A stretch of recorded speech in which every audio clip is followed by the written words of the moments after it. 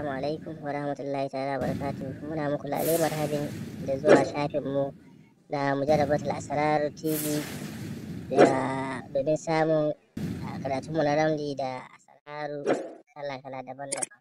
To ku mana subscribe da like. Assalamu alaikum wa rahmatullahi. Wannan kuma maganin hana tambayar bashi ne. Ma'ana idan ana bin ka bashi baka so a tambaye ka sai lokacin da Allah ya baka dama sai ka biya.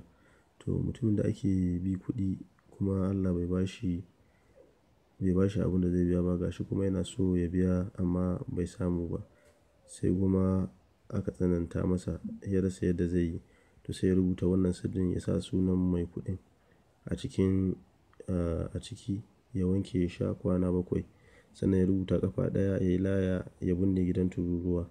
To insha Allah ta'ala ba zai sake tambayar ka ba sai in ka bashi. To amma a ji tsoron Allah, in baka biya anan ba to zaka biya a can, wato lahira kenan insha Allah. To ga sirrin nan kamar da ka ganshi rubuce cikin hakurin nan ko mimun din nan, da hakurin nan ne za sa suna wanda ake bi bashi. Kafa ɗaya a sha, a wanke fuska kai, kafa ɗaya kuma a yi laya a binne ta gidan tururuwa. To alhamdulillah.